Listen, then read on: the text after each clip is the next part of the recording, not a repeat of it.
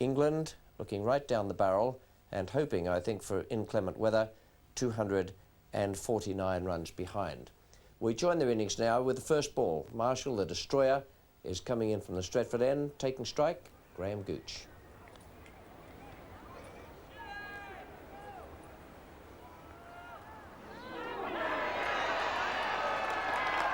Well, that's extraordinary. Gooch didn't know where that went. It came back at him a long way, just flicked the pad, so the umpire says.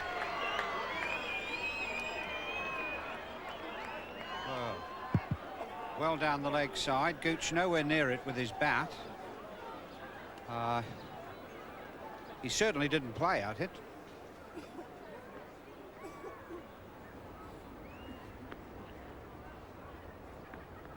Oh, close. Yes. Gooch is given out OBW by umpire Plews. Marshall has been concentrating on moving the ball back off the seam, and he's been moving it a long, long way. Gooch is gone. A most tentative-looking Graham Gooch out there this afternoon. Out OBW to Marshall for 1. Yes, Graham Gooch not looking very good at all, and rocking forward, but staying where he is, moving back, and right in front there. That would have hit middle and leg.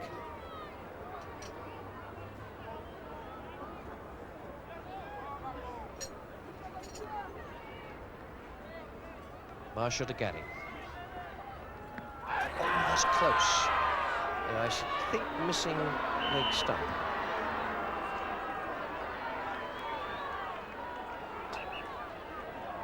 Quite a bit of pace in this delivery. Just moving off the seam, going down the leg side, just beating leg stump.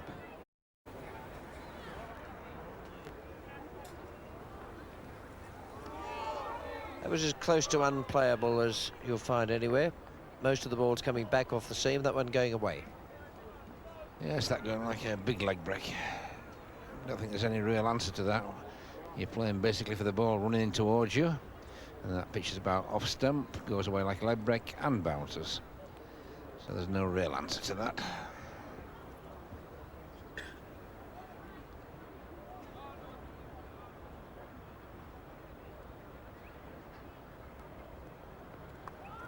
That's out. Beautifully bowled by Marshall again. Another leg cutter. Gatting didn't seem to do anything wrong there, but the ball found the outside edge and flew away with plenty of pace behind it to the man at third slip.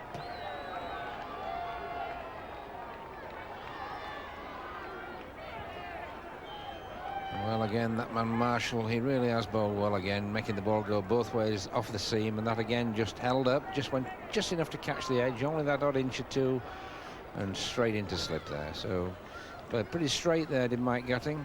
Not a lot you can do about that if the ball just goes away off the seam. And just good bowling by Malcolm Marshall. And 50 test catches now for Richie Richardson. With that one to dismiss Mike Gatting. He played quite straight. David. Didn't seem to do anything wrong there. It was a good delivery, though. Plenty of pace and movement away off the seam.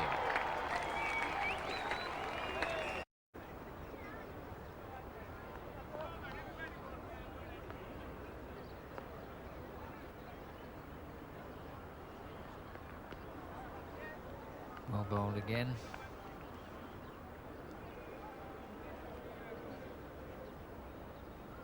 Useful delivery, but once again that back pad pulling away, that front pad, very dangerous. Yes, there are the figures. 276 wickets, and well helped along to that total by 7 in the first match at Trent Bridge, 10 at Lord's, and already 4 here.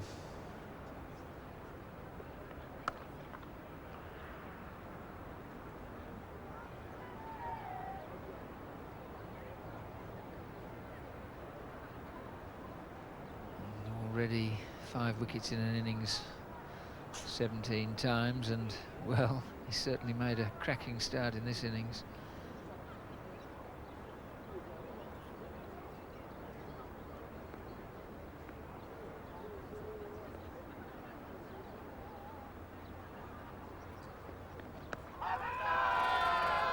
worth a shout, but Moxon this time reasonably well forward and across. Another good delivery. Perhaps fractionally outside the off stump, but certainly worth a shout. Malcolm Marshall to share the attack with Ambrose.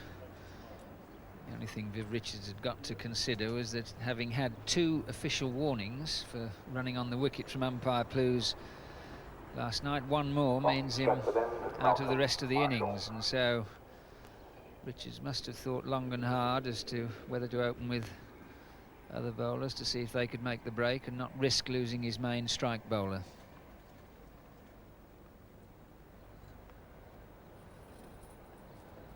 Marshall it is to Gower. Oh, straight away. Ball not bouncing but moving. Yes, a very gentle little loosener there. Moving away from David Gower off the pitch. But no real pace in it. Second bounce to Dujon.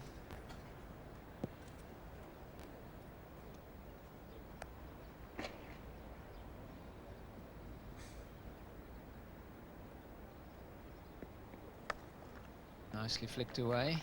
Anything around leg stump, then Gower's shown himself in control, and that's the first boundary of the morning. So David Gower taking advantage there of a rare loose Marshall delivery. Nicely clipped away off his legs. And only 3 men on the onside. Marshall at the top again. Just the 2 overs of spin so far from Roger Harper in the entire match. 1 from Carl Hooper. Now that is one of the out of form David Gower shots that nobody likes to see. Yes, the old fashioned shot on the walk. Not quite good. You see the back pad going across after the ball's gone by, and that's where it should have been in the first place. There.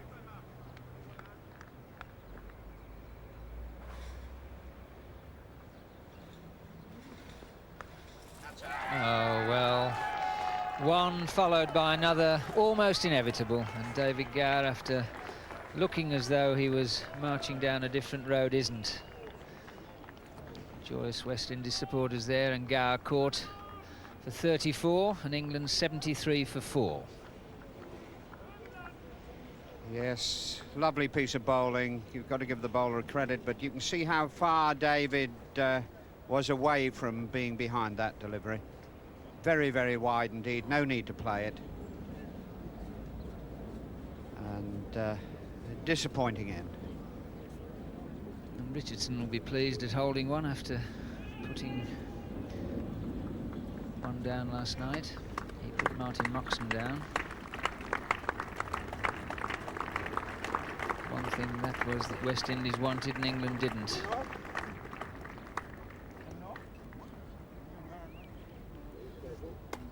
New batsman is David Capel, one of quite a number of England players in this match who, needless to say, are playing for their places and immediate futures. David Williams fielding. And here we can see this lack of foot movement. Very, very wide when he had that little flick at it.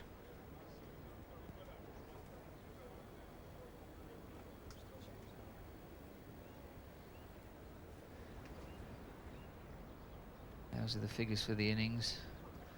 And always he takes out the top of the England order.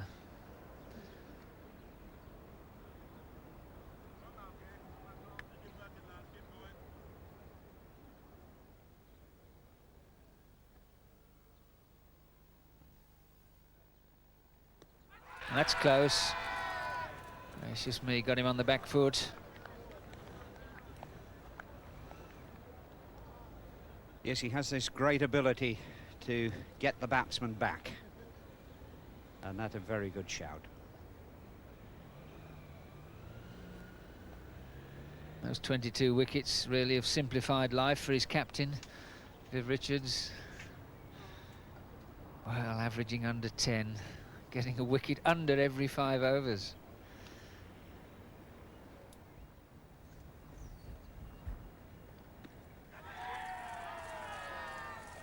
Yes, there was a clear, audible second sound there. Capel stood, but there didn't seem to be any doubt in anybody's mind. And there goes David Capel. An unhappy match for him. Yes, Capel pushing forward here, getting an inside edge onto the pad, high onto the thigh pad actually, going out on the offside, and Arthurton just running in, picking that very simple catch. Full marks to Malcolm Marshall, who'd only just moved Arthurton into that position. Inside edge, onto the thigh pad, and bouncing high in the air.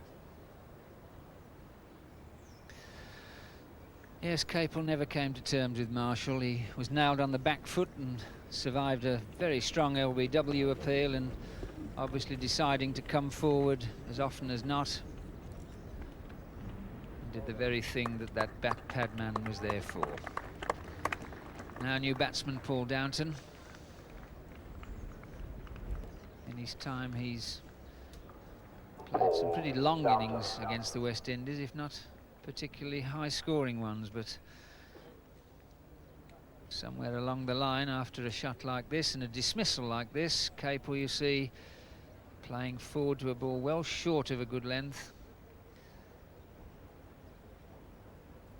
And now England certainly need somebody to drop anchor for 2 or 3 hours. So coming all the way forward and really in no position to control or play that ball down once it had deviated back onto him. 4 out of the first 5.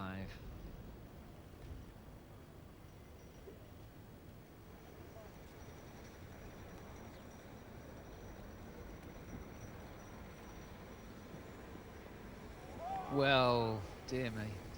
This one going the other way. Just like a leg break. What a wonderful delivery. Fast leg break. Not too many people would have touched that one.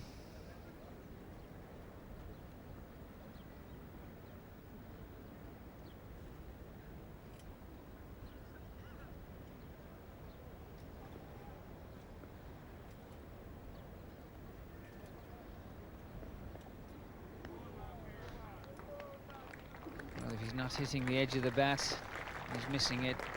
Every ball moves. A marvellous, marvellous over from him. 2 wickets, he's made the break yet again. Another great delivery to Downton, and comments on that over, if he's got any left, from Tom Graveney, and then to continue commentary it'll be Richie Benno. Well, I've been accused of being Malcolm Marshall's press agent, but I mean, you can just have a look there to see what a very great bowler he is. He's bowling at 3/4 pace this morning, just getting the ball on the seam, moving it in and away from the batsman.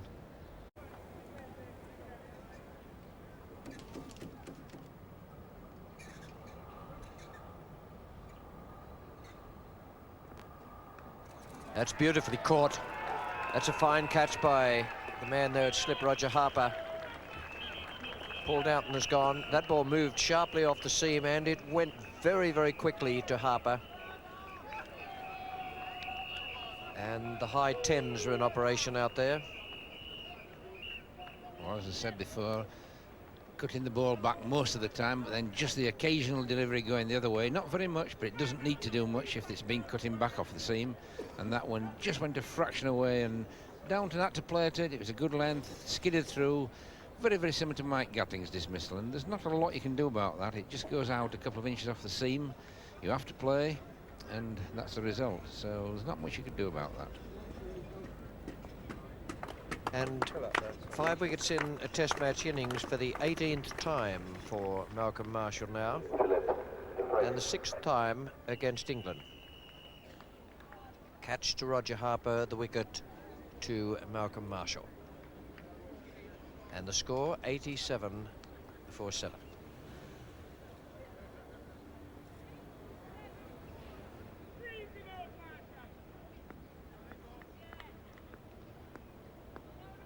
18 times 5 wickets in a test match innings, 3 10 wickets in a match.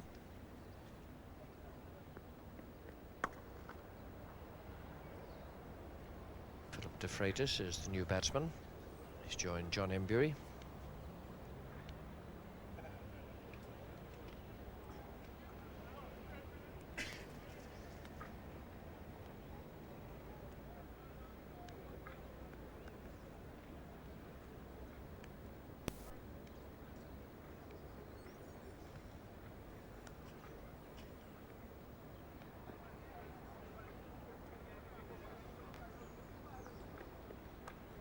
Harper again.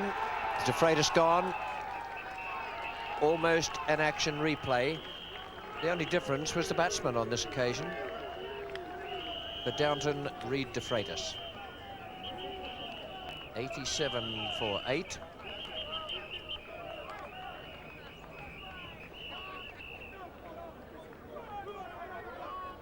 Yes, probably not going quite as much off the seam as Downton's, but a very, very good line again, just outside that off stump. De Freitas probably having to play, and Roger Harper proving what a great all-round fielder he is. One of the best fielders in the world, anywhere in the outfield, at slip, or whatever you want to put him. But really tremendous bowling by Malcolm Marshall again. There's nothing much more you can say about this man. He's just a tremendous bowler.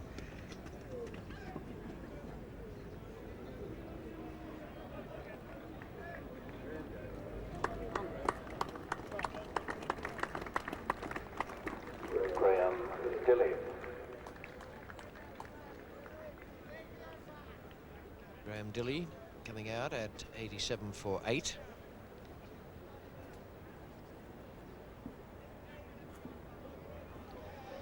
See that de Freitas dismissal again. Round about off stump, just outside. Certainly had to play at it. Probably could have got a little bit farther across there.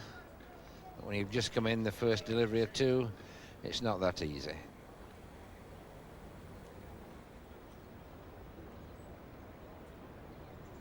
Last ball of the over. Oh, John Embury to face. Oh, that's well bowled.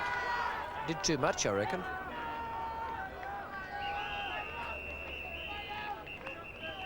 John Embury trying to play Marshall off the back foot here.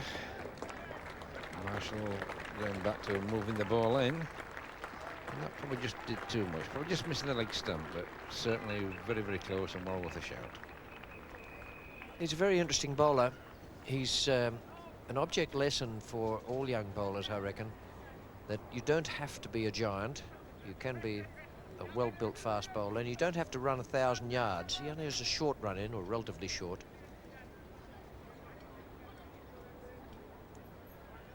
And he does just about all the right things there. That's a good example of the type of bowling action that would well serve a young cricketer on the way up. And no need to worry about the light. Best bowling for Malcolm Marshall in all his time in Test match cricket. 15.4 overs, 5 maidens, 7 for 23. A brilliant performance from Marshall. Dilly the last man out. Childs wasn't required to play a stroke, either in anger or defence, and England all out for 93. Yes, it's a pretty good delivery again. Pitching round about leg stump, hitting off-angled across just at the left-hander, but perfect length, and I think that was a very important wicket, because there's no doubt about it, I don't think we'd have got one more over him. The light is so poor now that, and it's also just spotting of rain, that I think if they could just have run that over, they may well have got off, depending how heavy the rain is, as to whether they've got back on again. But there's certainly some pretty heavy showers about, but really West Indies have deserved to win that match, and tremendous piece of bowling by Malcolm Marshall. His previous best figures were at Headingley against England, and here today he's bowled quite superbly on the last morning. 7 for 22, having started the morning with 2 for 10. Took 5 for 12.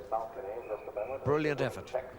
Indeed it was, and his best ever Test match figures here on this Old Trafford ground. A marvellous performance, but a desperately disappointing batting effort from England. 93, having started the day at 60 for 3.